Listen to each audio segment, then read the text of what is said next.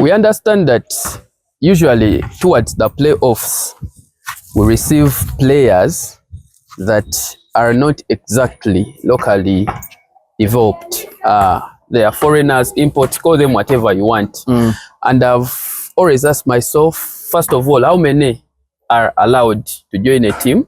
But that is less of what I want us to talk about this evening. I want to understand the impact of these players, of these imports onto local sport as they come through. Do they lift us up? Do they shake some people out of the comfort that they have built, or they actually take away? I think about what you mentioned about how many are supposed to be on the team. I think a team can have more, but I think on the floor, you're supposed to have, I think, 2 at a time. Then about what they bring on the table in regards to our league, me personally, I think that external competition helps us understand how other countries, other leagues actually playing the game. Maybe not, to benchmark on them. Because I've realized often when you look at the Congolese players they normally bring here, they are normally big men, heavy, you know. A few times it's only, I think this time around, it's when I've seen a smaller Congolese, the one in now, who was in Summit and now in Namongo. But Tembo. It's called Tembo. Tembo, Kasereka. Yes, Tembo. But most of the players I've been seeing from Congo, they've been big guys. Then also we've seen players from Kenya, and for Kenya we are not so much different from them in regards to size, but the competition, the basketball the Kenyans used to play then, I think they helped the Ugandan players in regards to how aggressive you should be, because everyone knows when you're playing with the guys from who have played in Kenya, they are quite aggressive, and sometimes it's even interpreted rough. And I've seen some of those guys we played with even till today. Some are clean players, then some are very aggressive players. And for our league, for guys to step up, I think I wouldn't mind having maybe few on the floor, but having more in circulation. That our league is a combination of, let me say, the African kind of touch. Just like of recent, I've seen, I think, was it Namongo Blazers? They signed, I think it's called Kevin. Yeah, Kevin. Yeah, I think it's called Kevin. From Cameroon. Yeah, from Cameroon. Yes. So when we hear such names and these things are happening in our country, it creates also good publicity. Because remember, is where it's coming from. People are maybe even trying to find out, okay, where has he gone? What is he doing? How is he performing? You know, for other potential clubs that are looking out for such players. But also, I think besides just teams having those good signings coming to the league, like City Oil, we need to have players profiled, so that a guy comes on the floor, looks like a stranger. The only thing often we know about those guys is basically their height and maybe the team they are playing for. And you find that this is not even a guy even who's known anywhere. You get? So basically, FUBA think they need to push a little bit more on player profiling. Talking about that, I think you have mentioned the good side of it. Looking back from last season, playoffs, I remember the 2 players that City Oilers signed that actually came to dominate the entire City Oilers play, game in, game out.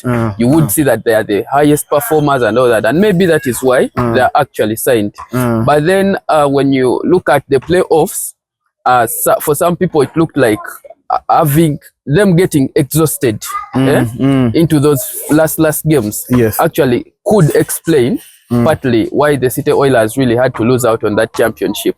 That means that the entire City Oilers team was being run on the foreign players. Yeah, on 2 guys basically. You get Kat Curry and that other guy. I'm forgetting the name. So was that one of the picture where we're saying that these guys come through to dominate and then shrink these players that... Yeah, like you see, when you mention about international players, it's good and bad, but how we are choosing to use it. You see, when you bring in an international player and he's playing the whole season with us, it makes more sense. You get it's not, you're not just bombarding where a guy hustles the whole season, gets you to the playoffs, then the last minute you deem him unfit to represent you for the finals. You get sometimes it downplays the morale for that person. And, you know, people looking at the benefits and all those things that come about. Sometimes people are looking out to shine. Yeah, because they have worked for their finals. Yeah, they have worked for their finals. Then this person comes in the last minute and they are heavily paid. Not even quarter of what basically their best player is even getting. You get, which looks awkward sometimes. But also, locally, this has affected us in a way that the same attitude we are pushing it to the national team. Yes, we appreciate the international signings that come in, but look at it this way: you're having a whole season with, let me say, Raise Life is having a whole season. He's performing well. He has beaten the big teams, the small teams. Then the last minute, they bring two extra guys that they were signed on the roster that maybe these same guys are playing the same position with your star players. Do you think this guy will be motivated to sign the next season to play with you? Or will he even put in the same effort if he chooses to sign for you, knowing that the time he has worked for to get to the finals is being replaced on the last minute, and replaced at a rate of, when you look at the ratios, that if the best player is being paid this and the last player is being paid this, then this person comes to play, let me say, if it's the playoffs, you're looking at about the 5 games plus maybe the finals. In total, you're looking at about 12 games. If they play 5 and 7, you get you're looking at about 12 games. So from these 12 games, you're paying. I've had rumors, I stand to be corrected. I've had rumors that these guys are paid for the ticket to fly in. Sometimes they fly in with their families.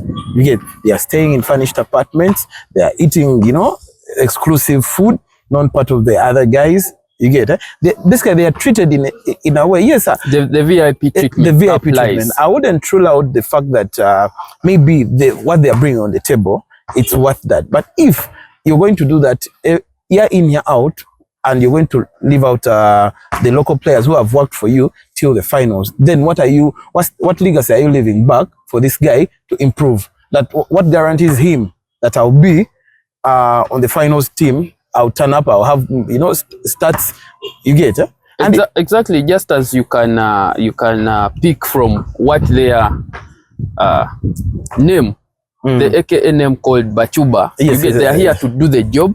And then if they're contractors, perfect contractors, exactly. So and they have nothing to lose sometimes. The person who is committed to the team, who shows up consistently, puts in the work and all that, you get it. The message you take to them. I mean, but from your first submission, these guys are supposed to lift up. The team is supposed to pick a lot from their experience, if they are playing with them like maybe a season, you get like, let me say, if your intention is to bring in the Bachuba in quotes, let them come much earlier. You get, feel the pressure of the team. Let them work their way up.